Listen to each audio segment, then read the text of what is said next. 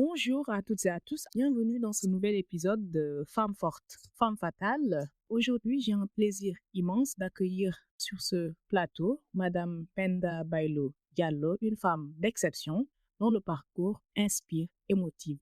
Bienvenue Madame Diallo Penda. Merci à toi, Habi. Bonjour à toutes et à tous. C'est un réel plaisir pour moi d'être là aujourd'hui et de pouvoir partager mon parcours et mon expérience avec vous. Alors, je rappelle que Madame Penda Diallo et moi avons plus de 20 ans d'amitié. C'est une amie d'enfance. Nous avons grandi ensemble. Nous sommes partis à l'école élémentaire ensemble, au collège et même au lycée ensemble. C'est jusqu'après le bac que nos chemins se sont séparés. Aujourd'hui, j'ai le plaisir de l'interviewer dans son domicile, ici, à Paris, en France.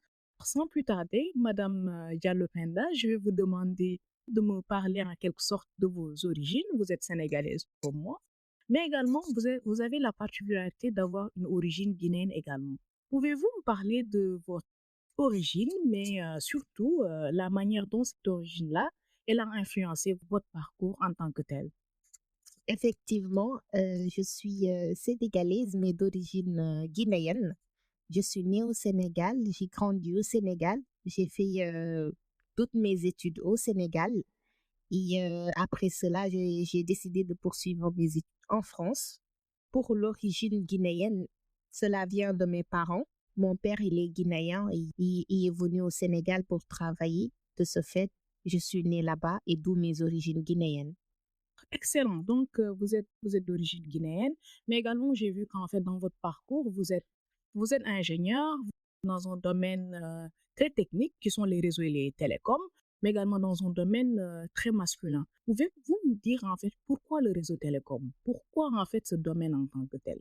Qu'est-ce qui vous a attiré dans ce domaine aussi particulier? Pour dire vrai, quand j'étais au lycée, lorsque je faisais la terminale, je connaissais pas ce qu'étaient en fait les réseaux et télécommunications. De base, je voulais être pilote. Ça a toujours été mon rêve d'enfance. Vraiment, je voulais être pilote. Mais par la suite, il y a eu un de mes professeurs au lycée qui m'avait en fait parlé de ce domaine-là. Après, je me suis dit, il m'a convaincu la manière dont il parlait de cette formation-là. Je me suis dit, pourquoi pas aller vers ce domaine-là. Quand même, il a bien parlé et m'a bien influencé. Il m'a dit, entre guillemets, ça tirait bien de travailler dans les réseaux et télécommunications. J'ai dit, OK, pourquoi pas? C'était vraiment lors de ma jeunesse, on peut dire. Et par la suite, j'ai choisi des établissements dans ce domaine-là. Et c'est là que j'ai effectué en fait cette formation-là. Et par la suite, j'ai intégré une école d'ingénieur dans le même domaine, étant donné que la formation initiale était dans les réseaux et télécoms. De ce fait, j'ai poursuivi la même formation.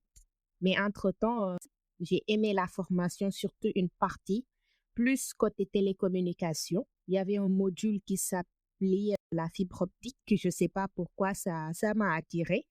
Donc, j'ai aimé travailler dans ce domaine-là. Donc, j'ai poursuivi et aujourd'hui, je travaille dans ce domaine-là. Donc, Madame Penda, vous êtes ingénieure en réseau télécom, mais également vous avez d'autres casquettes, parce que je rappelle à nos chers auditeurs et auditrices que vous êtes également mariée et maman d'une petite fille qui porte le même nom que moi, que j'ai l'honneur en fait de chérir. Qu'est-ce que ça fait d'avoir ces trois casquettes, ingénieure, maman, mais également femme mariée? C'est beaucoup de casquettes, c'est beaucoup de responsabilités. Comment faites-vous pour jongler entre ces trois responsabilités? Effectivement, vraiment, ça requiert beaucoup, beaucoup, beaucoup de responsabilités parce que déjà être maman, c'est pas quelque chose d'évident. C'est vraiment dur, je peux dire. Je vais pas voiler la face également. Donc, rallier ça avec le travail également de ménage, c'est vraiment quelque chose qui n'est pas facile. Mais dès le début, dès qu'on intègre cela dans notre esprit, on essaye de faire avec. Et ça va nous aider un peu côté moral et côté mental. Aujourd'hui, j'essaye de mon mieux voir pallier en fait ces trois casquettes-là en bonne et due forme pour pouvoir gérer tout cela ensemble.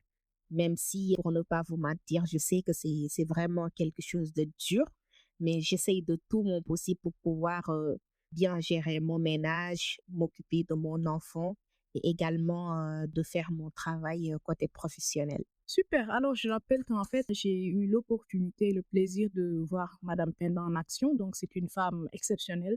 C'est une dame très, très brave. J'ai eu l'opportunité de la suivre de près et de loin. En fait, j'ai l'habitude de venir à Paris très souvent pour la voir et tout. Donc, je l'ai vue dans ces nombreuses responsabilités-là. Et ça demande beaucoup d'énergie hein, pour jongler entre ces trois responsabilités-là. Et alors, je vais rebondir sur ça et vous demander quel est le plus grand défi dans ce sens, en jonglant les trois responsabilités-là? Quel est le plus grand challenge auquel tu es confronté? Pour moi, chaque jour, c'est un défi parce que chaque jour, je dois en fait répéter la même chose, qui est d'aller travailler, avant tout d'abord de préparer ton enfant, d'aller travailler, récupérer ton enfant à la crèche, la nourrir, gérer ton foyer. Également, comme on le sait tous, à Paris, c'est pas évident. Déjà, même pour aller travailler, les longs trajets, minimum 1 heure de temps. Donc, c'est vraiment quelque chose qui n'est pas facile. Donc, pour moi, je me dis que chaque jour, c'est un défi. Le fait de valider en fait la journée, c'est vraiment un défi qui a été vraiment Un parcours de combattant, quoi. exactement. C'est un parcours pour moi, c'est ça. Tous les jours, je me bats pour pouvoir réaliser l'objectif de la journée, qui est de pallier ces 3 objectifs-là, savoir le ménage, le bébé et le travail. Donc, pour moi, chaque jour représente un défi. Wow, quelle femme. Alors, pour juste un peu peut-être changer le mood, est-ce que vous avez une anecdote particulière dans ce sens-là, que ce soit dans votre travail, dans votre quotidien, qui vous motive, mais également qui vous fait rire, une anecdote que vous aimeriez partager avec mes auditeurs, si bien entendu cela ne vous dérange pas? Bien sûr, j'en ai. Cette anecdote-là remonte il y a de cela quelques années. J'avais, disons, 16 ans, j'étais au lycée, je venais à peine d'intégrer le lycée. Il y avait une cérémonie de remise de diplôme dont j'étais une des diplômées ce jour-là. Il y avait une prestation qui devait se faire, à savoir lecture de poèmes. Donc, il y avait un groupe qui était bien préparé pour lire les poèmes ce jour-là avec leur manager. Et moi, j'ai voulu en fait intégrer le groupe ce jour-là, faire partie des personnes qui lisent le poème. Mais malheureusement, le manager a refusé, ignorant que je pouvais être à la hauteur que ces élèves qui ont été formés en amont pour ce jour-là. Et moi, j'ai tout fait pour récupérer le micro en quelque sorte, après que les autres aient déjà fait leur prestation. Après, j'ai presté également et j'ai lu mon poème et vraiment, c'était magnifique. Tout le monde était content. Le manager également, il était, disons, un peu choqué. Un peu fâché, quoi. Il était même pas fâché. En fait, il était choqué. Il s'attendait pas que je puisse avoir cette prestation-là et ce niveau de prestation supérieur aux autres qui ont déjà reçu en fait une formation. Et il est venu vers moi pour me féliciter. Donc, en fait, je me suis dit que si on pouvait donner en fait la chance aux personnes de s'exprimer, si on pouvait donner la chance aux personnes en fait de montrer leurs capacités et leurs compétences. Sans les juger. Exactement. Totalement, ouais. Si aujourd'hui il avait pu me donner cette chance-là de m'exprimer, de montrer en fait ce que je sais faire, peut-être il n'aurait pas eu en fait cette once de honte lorsqu'il est venu vers moi pour me féliciter, parce qu'au début, il n'avait pas confiance, il n'a pas voulu en fait que je fasse partie de cette équipe. Donc, dans le cadre général, donc, il faut donner la chance en fait aux autres personnes de pouvoir s'exprimer, de montrer ce qu'il vaut en réalité. Tout à fait. Alors là, vous donnez une leçon de vie extraordinaire, quelles que soient en fait des situations, mais également quelles que soient les opportunités qu'il y a. Il faut jamais juger la personne. Il faut toujours donner à la personne l'occasion de s'exprimer, de montrer ce qu'elle a dans le ventre en quelque sorte. Exactement, exactement. Donc, ce qui fait qu'alors, nous allons passer à une partie très intéressante, qui est autant plus intéressante que aussi les autres parties qu'on a déjà faites. Alors, vous êtes ingénieur réseau télécom dans une grande boîte. J'aimerais savoir, en fait, quel est votre quotidien? Pouvez-vous nous faire, en fait, une description d'une journée, voilà, d'une de vos journées en entreprise? Comment ça se passe? Quelles sont vos tâches? Alors, en fait, moi, je travaille actuellement comme ingénieur projet maîtrise d'œuvre sur la partie fibrage optique pour un client. le réseau de transport et d'électricité de la France, RTE. Ma mission également a pour objectif de raccorder en fait les postes électriques. Donc moi aujourd'hui en tant qu'ingénieur projet maîtrise d'œuvre, mes principales missions c'est vraiment d'assurer la coordination entre les différents collaborateurs, établir la gestion de projet de bout en bout. Sur mes missions, il y a une partie plus intéressante qui est la partie terrain. Donc, je suis appelée à me rendre sur site, faire la réception des travaux d'infrastructure, vérifier est-ce que les collaborateurs travaillent correctement, faire des vérifications si leurs équipements de protection individuelle ont bien été portés.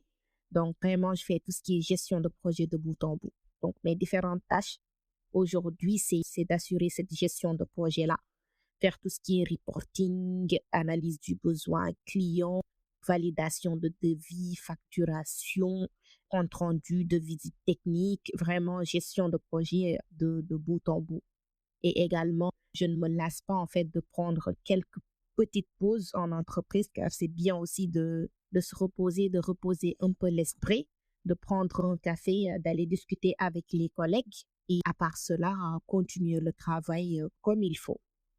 Donc, en réalité, c'est ça mes principales missions, c'est ça mon quotidien, en fait, en entreprise. Excellent. Vous avez mentionné une partie très intéressante qui est relative au management de projet, parce que quand on parle de management de projet, les gens pensent qu'on gère juste les dossiers et tout, mais il y a un aspect du management de projet un peu caché qui est l'aspect humain. Comment est-ce que tu gères les équipes en management de projet? Parce qu'en fait, quand on parle de gestion humaine, on gère plutôt des émotions. Comment gérez-vous les gens? Comment faites-vous en sorte que les coéquipiers puissent coopérer, mais également les gens que vous gérez sur site, les sous-traitants et tout, puissent porter nos EPI et tout? Comment est-ce que vous vous y prenez? Surtout que quand on est une femme dans le monde de l'entreprise, c'est difficile de s'imposer en quelque sorte. Exactement, tout à fait. Quand on travaille avec que des hommes, il faut vraiment s'imposer. Mais moi, j'ai toujours été comme ça. Je fais tout avec professionnalisme. Je ne te montre pas un visage fermé ni un visage ouvert. Je suis vraiment ce genre de collègue avec qui chacun d'entre nous doit réaliser son travail. Même si aujourd'hui, moi, je dois superviser des travaux, le client ou bien le collaborateur, il sait ce qu'il a à faire. Normalement, il doit respecter ce qu'il a à faire.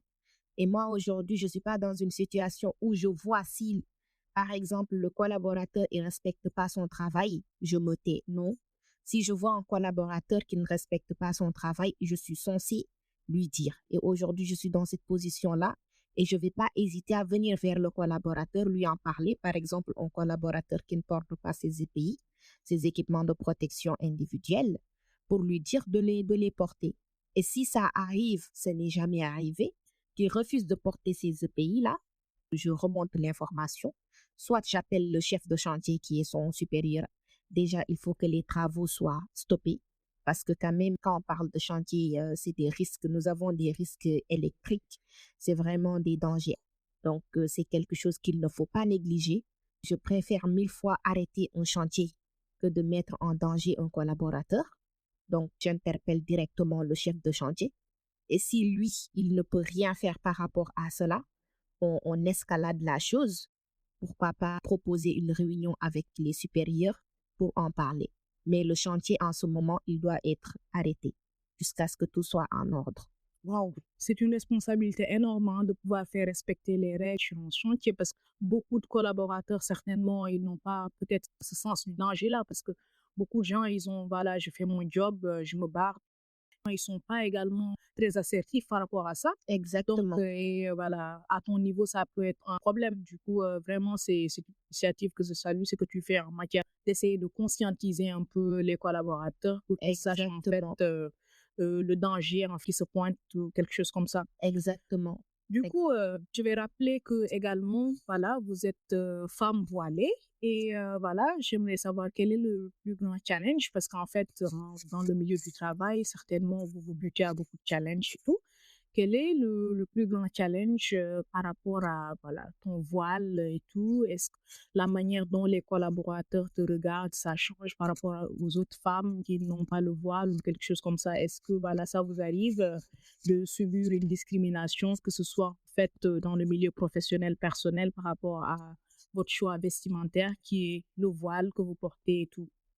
Pour le moment, j'ai pas eu à rencontrer ce problème-là parce que mes collaborateurs, ils sont compréhensifs par rapport au voile. Je pense pas. À mon humble avis, je ne pense pas qu'ils prêtent attention à cela. Mais ça peut arriver qu'ils prêtent attention à cela sans qu'on le sache. Mais quand même, j'ai eu à avoir des situations dans lesquelles je postule pour travailler dans une entreprise et que celle-ci refuse de me recruter à cause de mon voile. Donc ça, c'est un problème. Et côté collaborateurs, là où j'ai eu à travailler, en tout cas, ils m'ont pas montré en fait ce visage-là comme quoi que j'aime pas le voile ou bien ces trucs de discrimination. J'ai pas eu en fait à voir ça sur leur visage. Et comme on le dit, ils le disent pas. C'est interdit de le dire à une personne que je suis raciste ou bien je t'aime pas, j'aime pas le voile. C'est interdit de Ouais. le dire. Mais franchement, j'ai pas eu à remarquer cela. Et il y a une chose qui est importante. La personne peut vraiment ne pas aimer ton voile, mais sans que tu le saches également et essayer de faire des choses derrière. Mais quand même, côté monde professionnel, j'ai eu à postuler dans plusieurs entreprises, mais j'ai reçu des réponses défavorables à cause de ce voile-là. Alors, voilà, en parlant du voile qui est l'un des défis majeurs, y a-t-il d'autres défis auxquels vous êtes confrontés dans votre quotidien en tant que femme ingénieure, dans votre travail, dans peut-être la manière dont les collaborateurs vous regardent? Vous êtes une femme, vous êtes dans un chantier où il y a que des hommes. Ou est-ce que, voilà, la vision des gens, mais également la vie des gens change parce que vous êtes une femme, vous êtes sur le chantier et tout, voilà, quels sont les défis auxquels vous êtes confrontés, par exemple? Je suis confrontée à plusieurs choses parce que même avant d'entamer en fait ce travail-là, c'est ce qu'on m'a déjà posé. On m'a posé cette question-là en fait, comment je me sentir face ou bien au milieu des hommes-là. Après, moi, je leur ai dit que moi, mon objectif, c'est de faire mon travail et de partir. Parce que franchement, pour dire la vérité, j'ai une seconde vie. J'ai mon enfant, je dois m'occuper de cet enfant-là. J'ai mon ménage à gérer. Donc aujourd'hui, je vais pas tout placer sur mon travail côté professionnel. Donc moi, aujourd'hui, mon objectif, c'est d'aller faire mon travail et de partir et d'essayer de faire respecter les règles à tous les collaborateurs. Donc aujourd'hui, le défi, c'est de faire respecter en fait les règles à tous les collaborateurs. Car même moi qui suis censée de faire respecter ces règles-là, je dois les respecter également. Tout à fait. Parce que c'est des règles qui sont régies par d'autres personnes. C'est pas régi par moi ni par les collaborateurs. C'est des règles qui doivent être respectées par tout le monde. Et moi, aujourd'hui, qui suis cette personne-là qui doit les faire respecter à ses collaborateurs. Donc, c'est ça mon défi, en fait. Sans aucun problème ou bien sans aucune discrimination, sans aucune insulte à mon égard, sans aucun manque de respect à mon égard. Donc, c'est ça mon objectif, faire valoir cette chose-là ou bien de faire respecter ces règles-là auprès de tout le monde, vraiment dans la sérénité et dans le respect. C'est également ça. Alors voilà, vous avez rappelé un principe intéressant parce qu'on dit tantôt charité bien ordonnée commence par soi-même. On ne peut Exact. pas faire respecter une chose tant qu'on ne la respecte pas soi-même. Donc il faudra montrer un bon exemple sur le chantier. Par exemple, tu ne peux pas en fait reprocher à un opérateur de ne pas porter ses EPI alors que toi-même tu lui Exactement. exiges de porter les EPI, t'en portes pas. Donc ça devient en fait deux poids deux mesures. Du coup, Exactement. ce qui fait qu'en fait, il va falloir commencer par soi-même, avoir un comportement irréprochable au Exactement. chantier et de pouvoir également en demander pareil vis-à-vis de ses collaborateurs, mais également de ses collègues. Du coup, ceci nous amène à une partie intéressante qui est la partie relative au conseil. Parce qu'en fait, j'aimerais te demander, par exemple, si on prend du recul peut-être quelques années auparavant, quel conseil aimerais-tu avoir des années auparavant et que tu n'avais pas eu et qui t'aurait véritablement facilité ton train de vie, ton quotidien actuel? En fait, moi, le conseil que j'ai pas eu aujourd'hui, quand je regarde mes petits frères qui sont là, je pense à ça également. Parce que eux, ils ont en fait tout le nécessaire, disons. Ils ont ces conseils-là. Aujourd'hui, je peux dire à mon petit frère qui a fait le baccalauréat scientifique, bah, aujourd'hui, la meilleure formation que tu puisses faire en France, c'est de poursuivre les mathématiques. Aujourd'hui, si tu fais les mathématiques, tu pourras te spécialiser en fait dans n'importe quel domaine. C'est mieux de venir directement suivre une formation déjà spécialisée. Donc, ça va être très compliqué de rebrocher chemin. Moi, aujourd'hui, j'ai directement attaqué cette formation en réseau télécom. Donc, pour moi, je ne peux pas rebrousser chemin, en fait. Soit je continue en réseau télécom, et même si les télécoms, c'est vaste, je peux m'orienter vers un domaine dans les télécoms, mais c'est pas comme, en fait, suivre les mathématiques et plus tard faire autre chose. Donc, si aujourd'hui, moi, on pouvait me donner, en fait, un conseil, ou bien un bon conseil, parce que je pense que c'est le mauvais conseil que j'ai reçu. Parce que tout le temps, j'avais tendance à entendre que bah, si tu fais les mathématiques ou bien si tu fais les sciences physiques, Tu tu seras termineras professeur. exactement, tu termineras professeur. Ouais. Alors que c'est totalement faux. Aujourd'hui, si tu fais les mathématiques, bah, tu peux travailler dans l'assurance, dans la santé, dans les L'intelligence télécoms, dans artificielle, l'intelligence la artificielle, data la science. data science. Franchement, tu peux tout faire en fait. Tu peux tout faire. C'est pas comme se spécialiser dès le départ. Et là, c'est impossible de retourner en arrière. Donc, je pense que j'ai pas eu en fait le bon conseil pendant ce temps-là. Mais quand même, heureusement, c'est pas quelque chose aussi que j'ai regretté parce que j'ai fini par aimer en fait ce que je faisais. Alors donc, le conseil que tu aimerais avoir des années auparavant, c'était en fait d'avoir cette opportunité-là, de faire une filière beaucoup plus généraliste au début. Exact, Comme ça, tu as assez de temps, peut-être pendant les 2 années que tu fais cette filière généraliste, tu as le temps de découvrir pas mal de choses et puis exactement. par la suite, tu te spécialises dans le domaine qui te plaît. Et vraiment, je trouve ça très intuitif et il y a beaucoup de gens que ça aurait très bien aidé. Par exemple, moi, par exemple, ça m'a beaucoup aidé parce que du fait que j'ai fait 2 années préparatoires et Exact. après ces 2 années-là, je me suis orientée dans une filière tronc commun pendant une année. Et puis, à la 4e année, j'ai pu choisir en fait la filière qui me plaisait, qui me convenait Exactement. bien, qui est Exactement. l'électromécanique. Exactement. Parce qu'à la 3e année, la personne, elle est plus mature. Moi, aujourd'hui, quand je faisais la terminale, j'étais pas assez mature, en fait, pour comprendre les choses. Je savais même pas ce qu'était réseau télécom. Je savais pas, en fait, ce que je voulais faire. Donc là, en fait, c'est comme si je marchais dans une forêt dans la nuit. Donc, je savais pas où aller. Une personne venait me dire, bah, fais réseau et télécom. Je te vois bien dans réseau et télécom. Moi, je me dis, ah, cette personne me voit bien dans réseau et télécom. Pourquoi pas faire réseau et télécom? Donc, je m'engage dans ça. Mais après, si on fait, par exemple, la licence 1, licence 2, là, la personne, elle est assez mature. Elle a plus de choses dans sa tête. Et là, après, la personne a un large panel de choix pour pouvoir se dire que, bah, je veux faire ça, je veux faire ça, je veux faire ça. Et pour prendre son temps, pour prendre la bonne décision, pour faire ce que vraiment cette personne-là, elle a envie de faire. Moi, heureusement que je me suis rattrapée au cours de ma formation. J'ai aimé, j'ai fini à aimer ce que je faisais. Mais si c'était le cas contraire, ça allait être compliqué pour moi. Je vais juste faire quelque chose que je n'aime pas en réalité.